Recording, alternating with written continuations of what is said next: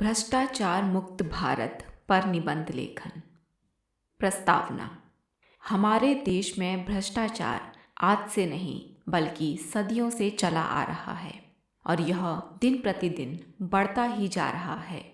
एक पद विशेष पर बैठे हुए व्यक्ति का अपने पद का दुरुपयोग करना ही भ्रष्टाचार कहलाता है। ऐसे लोग अपने पद का फायदा उठाकर कालाबाजारी, गबन, रिश्वतखोरी इत्यादि कार्यों में लिप्त रहते हैं, जिसके कारण हमारे देश का प्रत्येक वर्ग भ्रष्टाचार से प्रभावित होता है। इसके कारण हमारे देश की आर्थिक प्रगति को भी नुकसान पहुंचता है। भ्रष्टाचार दीमक की तरह है जो कि धीरे धीरे हमारे देश को खोखला करता जा रहा है। भ्रष्टाचार का अर्थ इसके नाम में ही छुपा है। भ्रष्टाचार यानी भ्रष्ट आचार, भ्रष्ट यानी बुरा या बिगड़ा हुआ, तथा आचार का मतलब है आचरण। अर्थात भ्रष्टाचार का शाब्दिक अर्थ है वह आचरण जो किसी भी प्रकार से अनैतिक और अनुचित हो। अंतर्राष्ट्रीय गैर सरकारी संगठन ट्रांसपेरेंसी इंटरनेशनल की 2017 की रिपोर्ट के अनुसार दुनिया में भारत का भ्रष्टाचार में 81वां स्थान है। भारत में बढ़ता भ्रष्टाचार।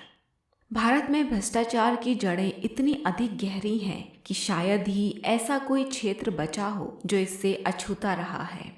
राजनीति तो भ्रष्टाचार का पर्याय बन गई है। आज भारत में भ्रष्टाचार हर क्षेत्र में बढ़ रहा है। कालाबाजारी अर्थात जानबूझकर चीजों के दाम बढ़ाना, अपने स्वार्थ के लिए चिकित्सा जैसे क्षेत्र में भी जानबूझकर गलत ऑपरेशन करके पैसे ऐंठना, हर काम पैसे लेकर करना, किसी भी सामान को सस्ता लाकर महंगे में बेचना, चुनाव धांधली, घूस लेना, टैक्स चोरी करना, ब्लैकमेल करना, परीक्षा में नकल, परीक्षार्थी का गलत मूल्यांकन करना, हफ्ता वसूली, न्यायाधीशों द्वारा पक्षपातपूर्ण निर्णय, वोट के लिए पैसे और शराब बांटना, उच्च पद के लिए भाई भतीजावाद, पैसे लेकर रिपोर्ट छापना, यह सब भ्रष्टाचार है और यह दिन ब दिन भारत के अलावा अन्य देशों में भी बढ़ रहा है और कोई क्षेत्र भ्रष्टाचार से नहीं बचा। शिक्षा विभाग भी भ्रष्टाचार से अछूता नहीं रहा है, वह तो भ्रष्टाचार का केंद्र बनता जा रहा है। एडमिशन से लेकर समस्त प्रकार की शिक्षा प्रक्रिया तथा नौकरी पाने तक, ट्रांसफर से लेकर प्रमोशन तक भ्रष्टाचार मिलता है। भ्रष्टाचार के कारण। भ्रष्ट राजनीति के कारण हमारे देश में हर दूसरा राजनेता भ्रष्ट है। उनकी छवि कलंकित है, फिर भी वे राजनेता बने हुए हैं और सरकार चला रहे हैं। भाई भतीजावाद के कारण बड़े अफसर अपने पदों का दुरुपयोग करके अपने रिश्तेदारों को नौकरी दिलवा देते हैं, चाहे वह व्यक्ति उस नौकरी के नाकाबिल ही क्यों ना हो। देश के बड़े उद्योगपति अपना कर बचाने के लिए बड़े अफसरों को रिश्वत देते हैं ताकि उनको कर न देना पड़े, जिससे देश के विकास के लिए पैसों की कमी हो जाती है। अधिक परिश्रम किए बिना धनार्जन की चाहत, राष्ट्रभक्ति का अभाव, मानवीय संवेदनाओं की कमी, लचीली कानून व्यवस्था, नैतिक मूल्यों में आई भारी गिरावट के कारण, भौतिक विलासिता में जीने की आदत के कारण, धन को ही सर्वस्व समझने के कारण, शिक्षा का अभाव होने के कारण गरीब लोग सरकारी योजनाओं का फायदा नहीं उठा पाते क्योंकि वहाँ के जनप्रतिनिधि उन योजनाओं के बारे में उनको अवगत नहीं कराते हैं। सोशल मीडिया के माध्यम से भ्रष्ट राजनीतिक पार्टियां अपना गलत प्रचार करती हैं और जो काम नहीं भी हुआ होता है उसका भी प्रचार कर देते हैं।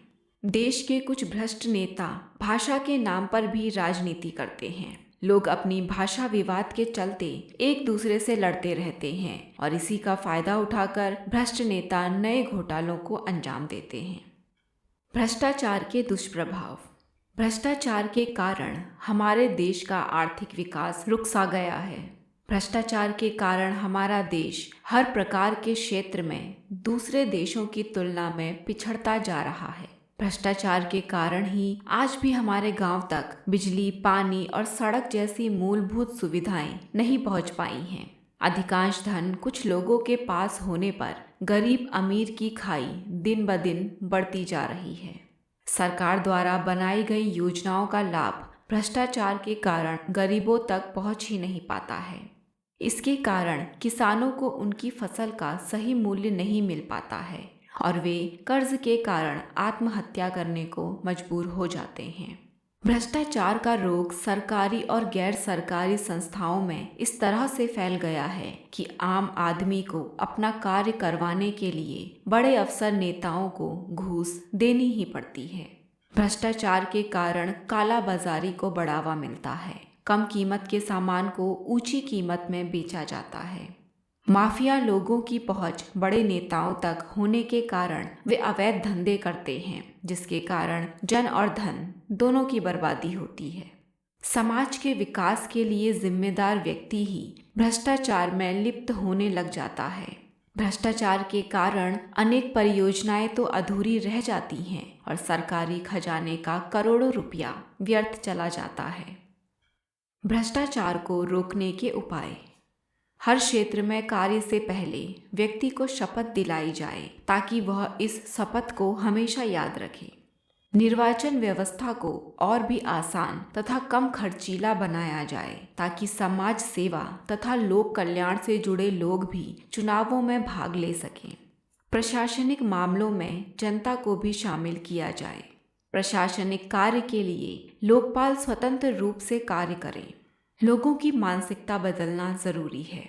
सही समय पर सही वेतन बढ़ाया जाए। सरकारी कार्यालय में ज़रूरत के हिसाब से कर्मचारी हों, कम ना हों। भ्रष्टाचार का विरोध भी इसे रोकने में काफ़ी कारगर सिद्ध होगा।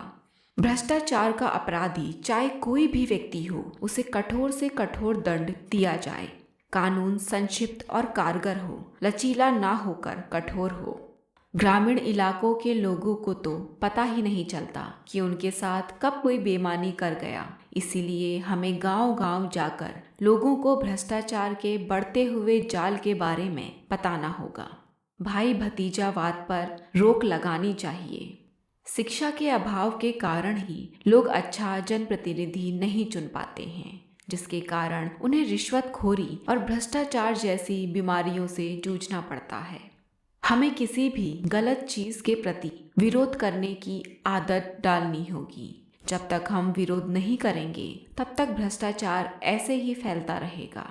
हमें हर एक धोखाधड़ी की सूचना भ्रष्टाचार निरोधक विभाग को देनी होगी, क्योंकि पहले व्यक्ति छोटी रिश्वतखोरी करता है और फिर उसका लालच बढ़ता जाता है और वह बड़े बड़े घोटालों को अंजाम देने लग जाता है।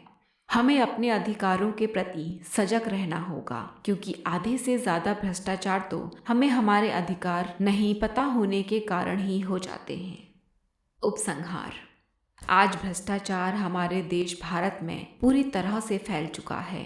भारत में आज लगभग सभी प्रकार के आईटी कंपनियां, बड़े कार्यालय, अच्छी अर्थव्यवस्था होने के बावजूद भी भारत पूरी तरीके से विकसित होने की दौड़ में बहुत पीछे है। इसका सबसे बड़ा कारण भ्रष्टाचार ही तो है। चाहे वह समाज का कोई भी व्यक्ति क्यों ना हो, सरकारी कर्मचारी हो या कोई राजनीतिक नेता, शिक्षा का कार्य क्षेत्र हो, हर जगह भ्रष्टाचार ने अपना घर बना लिया है। आज भ्रष्टाचार कुछ इस प्रकार से भारत में बढ़ चुका है कि कहीं कहीं तो इसके बिना काम ही नहीं होता। भारत जैसे विकासशील और लोकतांत्रिक देश में भ्रष्टाचार का होना एक बहुत ही बड़ी विडंबना है। हमारा देश सत्य, अहिंसा और सांस्कृतिक मूल्यों के लिए जाना जाता था, लेकिन आज 21वीं सदी के भारत में यह सब चीज़ें देखने को नहीं मिलती हैं, जिसके कारण हमारा देश कहीं ना कहीं अपनी मूल छवि को खोता जा रहा है। भ्रष्टाचार का कैंसर हमारे देश के स्वास्थ्य को नष्ट कर रहा है। यह आतंकवाद से भी बड़ा खतरा बना हुआ है।